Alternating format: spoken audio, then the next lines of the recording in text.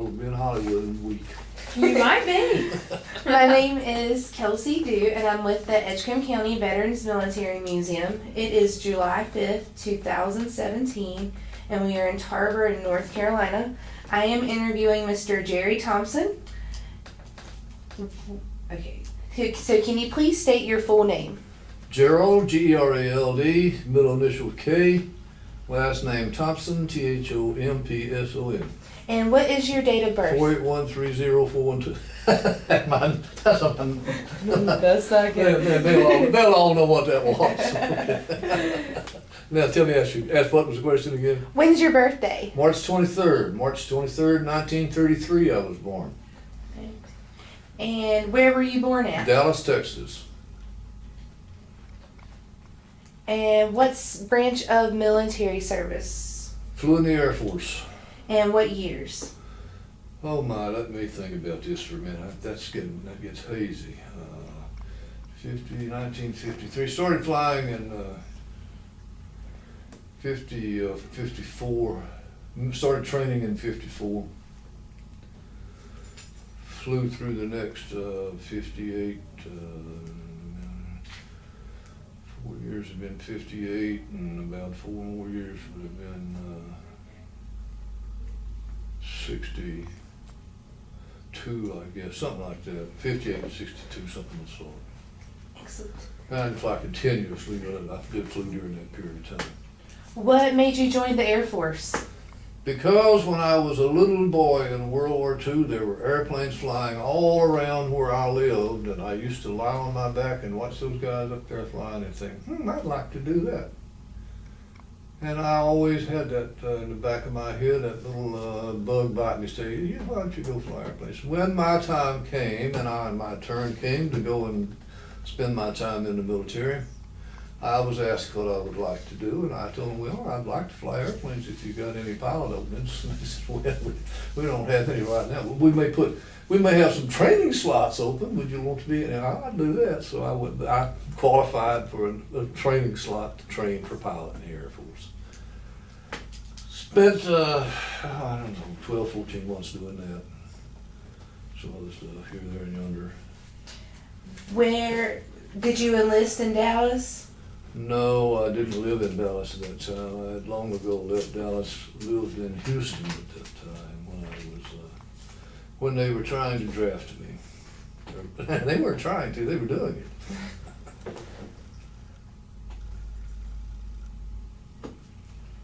Okay. And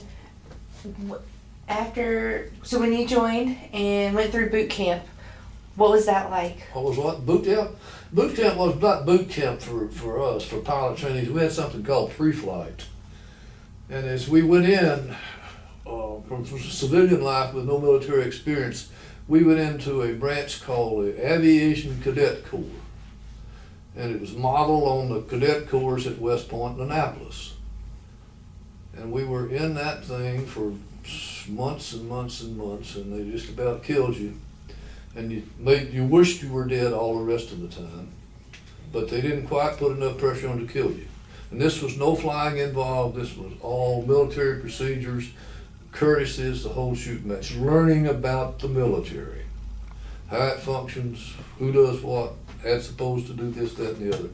And that was called Aviation Cadets. And we graduated from that, and with a graduation exercise, and then we went from there to primary flight training. And primary flight training for me was at Kinston, North Carolina, just across the way over here. It was 6 months in duration, flying single engine aircraft. Started off in a Piper Cub, learned to fly it, soloed it, and they put you over into a World War II primary trainer, which was a T6 Texan, and it was a bear to fly. And we flew it for another 6 months. At which time, if we passed all of our flight tests and all our written exams, they said, aha, you've advanced another step in your pilot training, so we're going to send you back to Texas again, which you had just gone. gonna send you back there for your advanced pilot training, so that sector of your pilot training that came after first two. And it was 6 months in duration. And there we flew a fine aircraft called the T-28 for 40, 50 hours, I don't know, getting used to it anyway. Then we transitioned into F-80s, single engine jet, first single engine jet that I flew. And I flew it for the rest of my stay there. I believe I had 120 hours in the F-80 when I got through there, and was graduated with commission as a second lieutenant and pilot's wings, which qualified you to fly military aircraft, which you had checked out on. And then here I was, a hot jet pilot. I thought, I'm going to go and shoot the enemy in their lairs and kill all the little bastards. And I got my orders, and guess what? I went from there to Lake Charles, Louisiana, to transition into B-29s. And B-29 was a 4-engine bomber from World War II. And oh boy, middle of the summer, no air conditioning, hotter than the hubs of hell. And it took a lot of physical effort to fly that airplane. You had to be strong in your shoulders, strong in your legs and arms. Sweated, I didn't have an ounce of sweat left in me by the time I got through that thing a few months later. Okay. It was going. You couldn't drink beer fast enough to get your liquid level back up to where it ought to be for the next morning flight. Oh, that's bad. So I got through with that one in 6 months and got that flying. And then they said, okay now son, here you are. Right, 21 years old, just finished up flight training, and we're gonna send you to Lake Charles, Louisiana to SAC, and we're gonna let you fly KC-97s. And I said, what in the hell is a KC-97?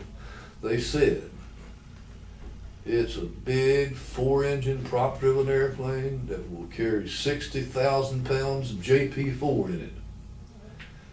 And it has a spigot on the back of it that you can, in flight, transfer that 60,000 pounds of JP4 from your aircraft to the plane behind you. I said, you're kidding me. No, we're not. I don't want to go. I said, don't matter whether you want to go or not, you're on the way. And I went, and that's what we did. I went through transition, learning to fly those damn things, and got to where I could sort of get one off the ground, fly it around for a while, get back on the ground. And they said, that's enough of that, and they assigned me as a co-pilot on an experienced crew. And I started flying co-pilot missions with my crew. I was a member of the crew, we had 6-man crews. And that's what I did for several years.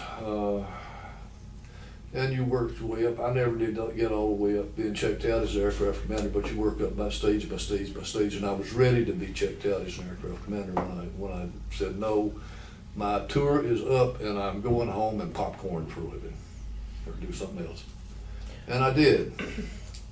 But I noticed after I got home for a little while that I missed getting out there and kicking the tires on those damn things and cranking those engines up and shaking and rattling and rolling, smoke flying everywhere and all this kind of stuff. Rolling down the runway, said, oh, go faster, mother, go a little faster. And I went back into the reserves. And they flew of all airplanes in the world, C-119s, and that might have been one of the world's worst airplanes. I'm not sure about it. But it carried me around, got me where I wanted to go when I wanted to get there, and got me home again for several years. So I stopped fussing about it and just said, hope for the best. And after that, I did that for a number of years. I don't remember exactly how many. Then I was transferred by my company that I worked for from was flying at Houston, Texas, in Houston, out of Houston, out of Ellington Air Force Base at that time, and I transferred there to Los Angeles, California, with a damn company I worked for. And I said, I can't do this anymore. I can't train and fly and do my job, which was reasonably demanding, and take care of my wife and kids and everything else. And so I said, I'm going to stop flying. So I did stop and resigned from the Air Force, and have not flown since then. Although it was probably the best job I ever had. Do you know what year did you resign from the Air Force? You know, these The things, reserves. they kind of all run together. I have papers and everything that would give you the exact years on the thing. I could probably look it up and tell you. But I'd have to do some research on it and go back and find those years. Oh, that's They just good. all kind of smoothed in together there. And that was the end of my flying career. I have not flown an aircraft since then. And I sometimes have an urge to, because I like to fly, but I still haven't done it and probably won't. If you had the chance to, would you? If I had my own airplane, a nice little civilian airplane, I'd fly it a lot, probably. I probably will never fly a big commercial type aircraft or military aircraft. Can't you? Well, when you were stationed in Louisiana, and where were you flying to? Other than training purposes, did you? You know, at that time when you're in training in the Air Force, it's a very, very focused type thing. You're flying 4-engine aircraft training. That's all you do. And you fly out of your base, and you fly not every day, but you fly about 3 days a week generally, if it's scheduled about 3 days a week.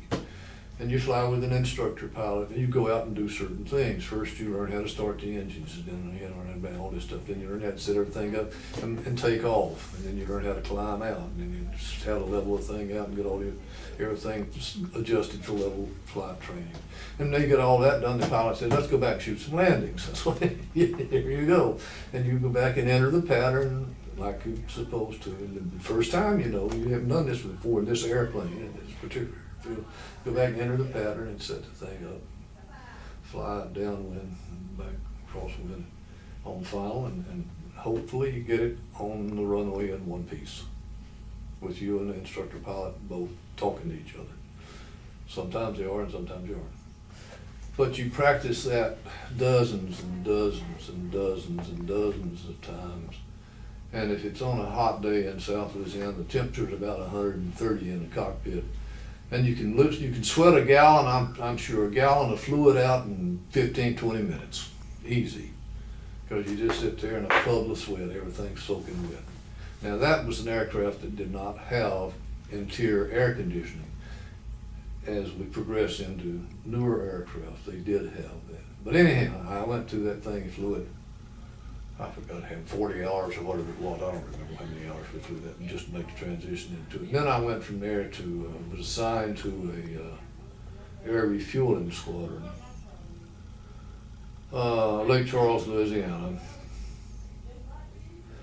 And we had KC-97s there, which was a 4-engine reciprocating engine tanker. Had fuel tanks in the wings, had fuel tanks inside the fuselage, would hold 50,000 pounds of JP4. That's jet fuel, in addition to your fuel you had to have. And you could get up altitude, set up, had a boom on the back of it, and the tanker would come in behind you, and you'd join the boom into him and transfer fuel into his tank. And you could transfer 50,000 pounds in a few minutes to the tanker, and then he'd break away and away he goes, and you break away and away you go. Go do it again somewhere. Well, what did that feel like? Well, I mean, It felt pretty weird the first time because you're not usually flying in that close proximity to two other aircraft. But you realize very quick that everybody knows what they're doing, and they're all good at what they're doing. And there's nothing, it's really a pretty smooth, low-key operation, unless something happens. We lost an engine one night when we were refueling a receiver aircraft. And when you lose an engine, you're going around, you know, and maybe lose a little altitude and pop up and down a little bit. So he just dropped off right away. We said, we had an emergency, and the receiver power dropped off and went away. And we went ahead and feathered the engine, cleaned everything up, went back to base and landed. So you can have things like that. And I never had anything any worse than that to happen while I was refueling now. There were a couple of aircraft not in our squadron, but our sister squadron that crashed and killed the crew. And I'm not sure what the reasons were for it. I'm not sure they ever identified the reasons for it, but they crashed and killed. Had a 6-man crew, and it crashed and killed all the crew in each one of the aircraft. So there were some in operational aircraft today, with no war going on and nobody shooting you down or anything, very few crashes in military flying, very few crashes in upper level civilian flying. When you do have one, it's always pretty bad. But there are not very many of them. So I'm not sure whether they're refueling. I think they're probably refueling again now. They probably are. But they're getting to the point now where they're getting range on the big aircraft that can fly for anywhere they want to go without refueling.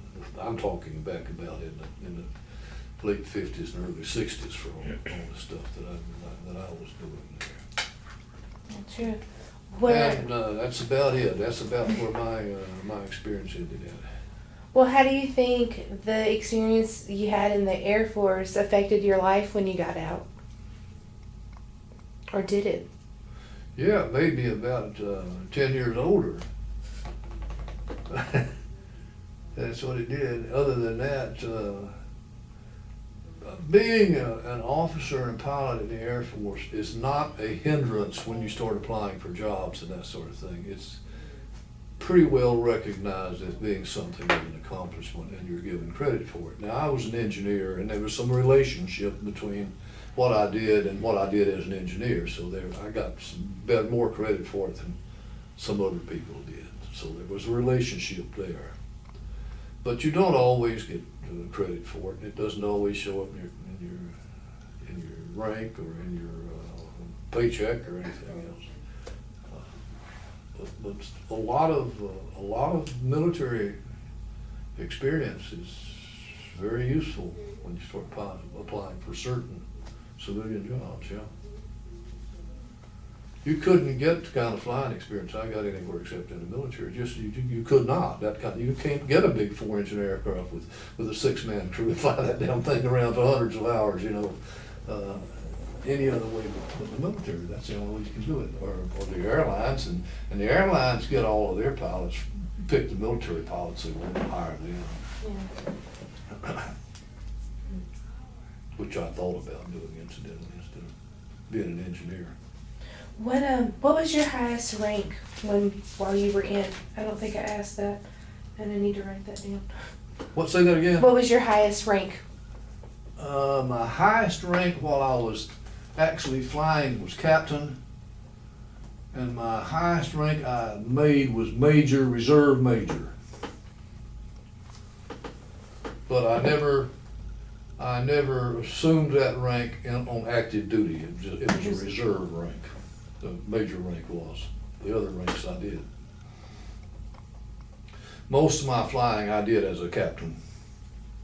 And a lot of Air Force pilots work to that point and are captains when they're doing most of their flying. Sure.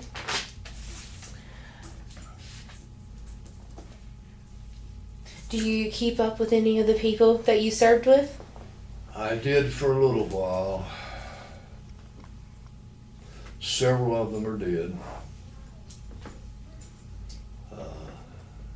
Some of them from aircraft accidents. In fact, one of my good friends' crew that I knew well was killed one night not too long after, a 6-man crew was killed one night not long after I went off active duty. Got called over in South Louisiana in a tornado situation down there, and tore the aircraft up in the air and scattered them all over the whole county. I'm not sure they ever even found the bodies of the crew. I think that's the worst disaster I remember from my guys, the guys that I knew. But things like that happen. They don't happen very often, and flying is relatively safe if it's done carefully and the way it's supposed to be done. But there is always the chance of catastrophic failure of something, or a catastrophic mistake of the pilots that destroys a thing. So there's always that chance lurking there. And they really, the crews really work on getting everything down pat, so they have memorized all their procedures, and they always repeat the same procedures and do the same thing.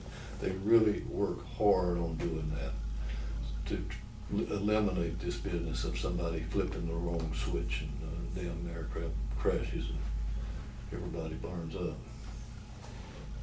Well, that's comforting today.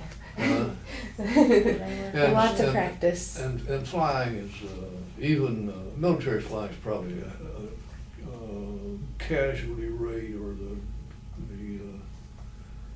number of crashes per 1,000 hours of flying time is probably a little higher in the military than it is civilian, but it's pretty good anymore. It's not very high. Unless you get in a war and you're trying to train 1,000 guys and you never saw an airplane before, fly next week, and then it's pretty high. So. Gotcha. Well, would you change anything about going into the Air Force? Would you, if you had the opportunity, would you have done something else, or are you glad that, you took that route? And personally, I wouldn't take anything for the experience I had. Not all veterans will tell you that, but personally, it gave me a chance to do things that almost nobody on the face of the earth has the opportunity to do. Just a tiny little fraction of the number of people that have an opportunity to do these things. So I've done things that, quite a lot, that 99.99% of the people in the world never get to do or see. And I am the type of person that likes that kind of experience. I like to store those kinds of experiences in my head and carry them around with me. And you forget them, they get dim. They're still there, they're locked in there. Yeah, I like to do that. I don't do much of it anymore, but my wife won't let me. Well, what was your favorite airplane to fly? Oh, I flew F-80s. Was a single engine jet that I flew in training, in pilot training. It was an operational aircraft in the Air Force in Korea. And it was the most agile and the fastest, and you could do all kinds of, I don't think really good, and all this kind of stuff in the thing. Yeah. Upside down, sideways, and backwards. But see, all that gets to be pretty, as you don't just get in an airplane and start doing that. You go through a long structured training program, and you get to a point out here where you're instructor pilot. And you've done acrobatics with an instructor pilot, because Thompson go out and do an hour of acrobatics. I said, by myself? He says, yes, by yourself. So away you go. Yeah, I don't know if I could do that. How did you manage your motion sickness? That's my question. Because they've done a really good job of teaching you, to control your emotions. They start that very early. Now, I don't control my emotions nearly as well now as I did then. I would do it a lot better with an airplane, but with people I don't do it nearly as well anyway. But they teach you to control your emotions. You cannot, if you want to die in an airplane, when you find something that's gone dreadfully wrong, you won't become so frightened that you're incapable of doing anything, and that's a guarantee that you're going to die. You have to maintain stability of thought and continuity of thought. You have certain things that have to be done, they have to be done quickly, and have to be done in these orders, or you're gonna die. And that's training. And it's not only training, it's cherry picking. The military picks their pilot candidates from the pool of people very carefully. They don't just let anybody go do this. They're very careful about whom they do. And they have a good track record of doing it that way. So, even doing everything they can, and they write a lot of safety, all kinds of safety procedures, et cetera, et cetera, et cetera. You have to memorize and know all of these things. And even doing the best they can, they still lose a fair number of planes and men or women now. Women are training as military pilots now too. So they still lose a fair number of men or women in a year's time. But it's not bad. The risk is worth taking if it's something you want to do. But you better want to do it. Because I saw kids that thought all their lives they wanted to be fighter pilots. They went out the first damn day and quit. They don't do that. For one thing, in a single engine jet, G-forces are bad. You're sitting here in this chair and you're pulling 6 Gs, and my head's down about this much lower than it normally is. You just suck right down into your seat, and your neck sucks down in your shoulders. You can't get your hands up off your knees. So there's physical things that you have to deal with in flying also, in flying military aircraft. Yeah. What did you do to help with that physical aspect? That this tremendous suction that you have. What I did was relax to start with as much as I can. And then as I began to feel G-forces coming on, I would start to tighten up the muscles in my stomach and all the way around here. And I tighten them until I make that, you get your shoulders down, to tighten those shoulder muscles up, your stomach muscles, then your leg muscles up, and then your arm muscles up. You got nothing else to tie it up. If that won't do it, you're gonna black out. But it doesn't matter if you black out under those situations, because as soon as you release the control column and let the aircraft, the G levels on the aircraft go down, everything will just wash right back in again. All your sight and sound and everything will just wash right back in. And it comes back in almost immediately. So you don't do those things where you're real close to the ground. You always have room underneath you to be able to recover from it. But they do happen. I don't know. Don't do? You ready to go? No. I would have to take a bunch of Dramamine and I still might not be okay. Well, they opened it up to women now, you know. Yeah. And empower to them, but I'm not one of them, unfortunately. And you have to understand what I'm talking about is is training. The war got over with, thank heavens for small favors, before I got to the war. Okay, and I never finished my war training, and I didn't go off and shoot at people or have people shoot at me. Do you think that the difference between, peacetime and wartime affected your outlook on your experiences? No, I don't think so.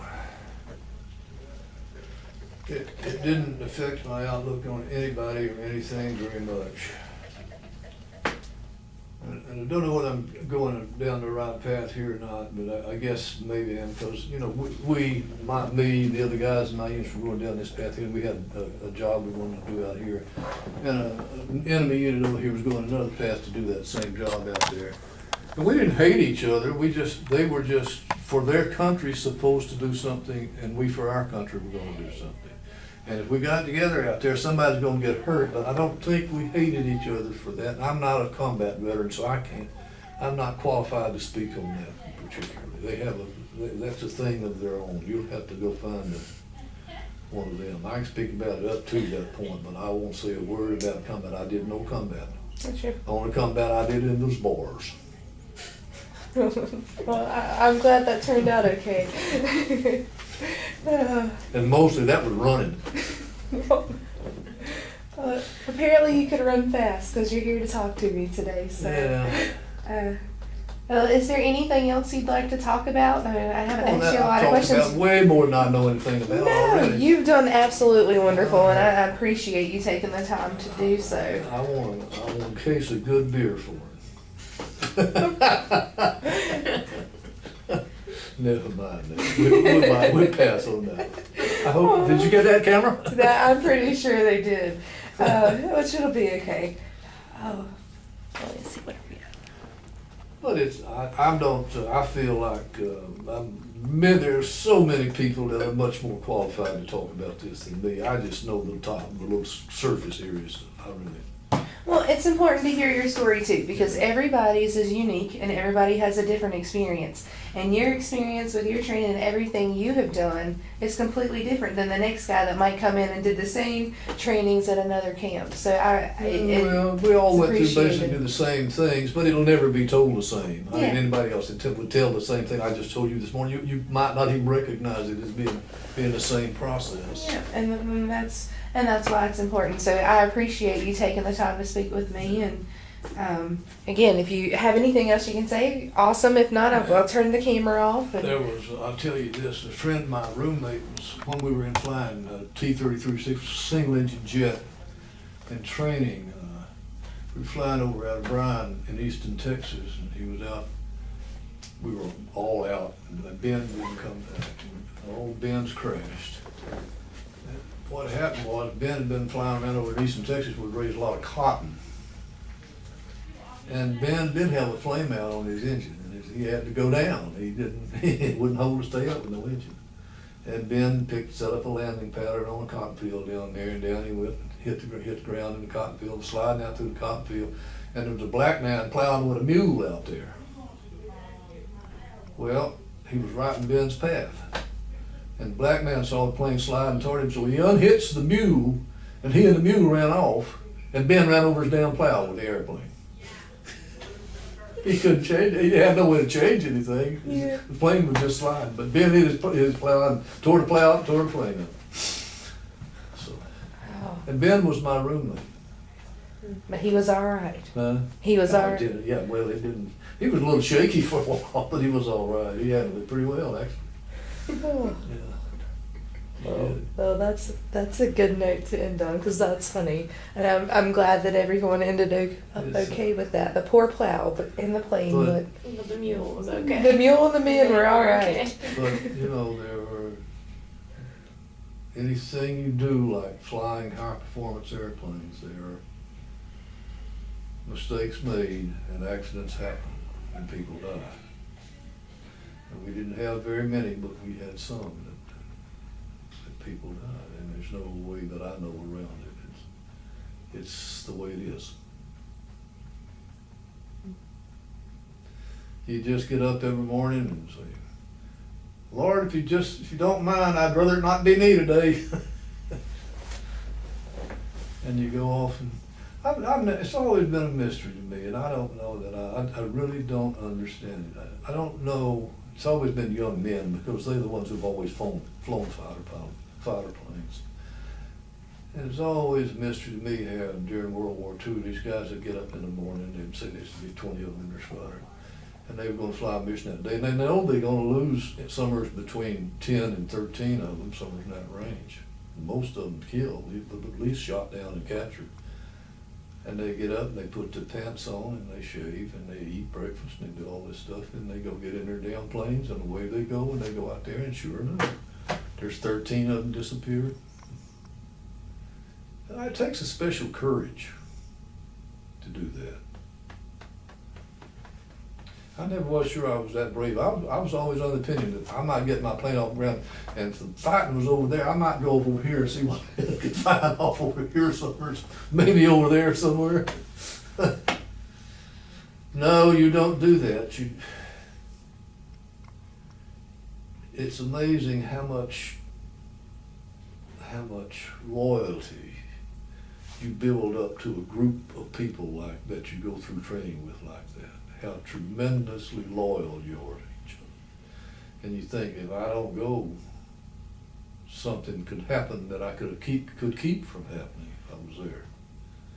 But it's always, I'm not a brave person. I'm afraid of the damn dark.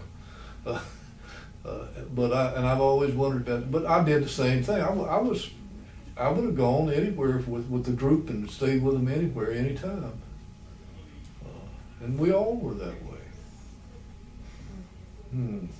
But I'm glad I got back all right. And I really didn't see him come back. So don't anywhere in there infer that I did. I did not get shot at, and I didn't shoot at anybody. Well, I did shoot at a couple of guys from the RAF with pea shooter in a pub one night.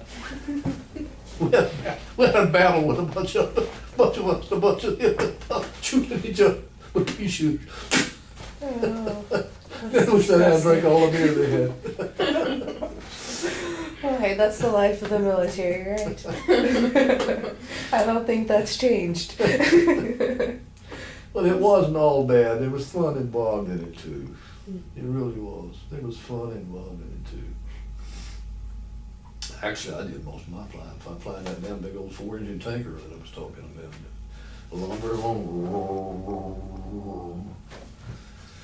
It's all wet fuel and transfer it to a bomber, and they set off for the middle of Russia. That's the mission they flew.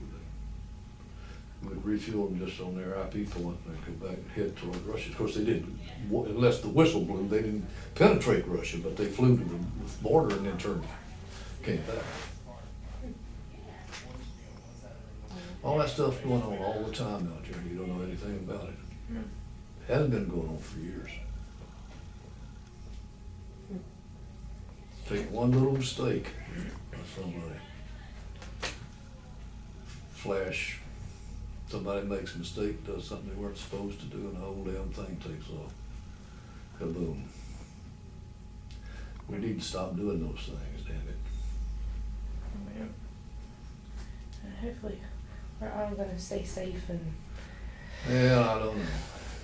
Let's see. I was born and I was a little kid when World War II started. I've been most of my life. There's been a war going on somewhere, or I've been in the military, and all my brothers were in the military. You know, it's just been one of those things for me. Guess I'm accustomed to it now. Can I go now? Yes, sir. I'm gonna pause it. Now, what are you gonna do with all of this?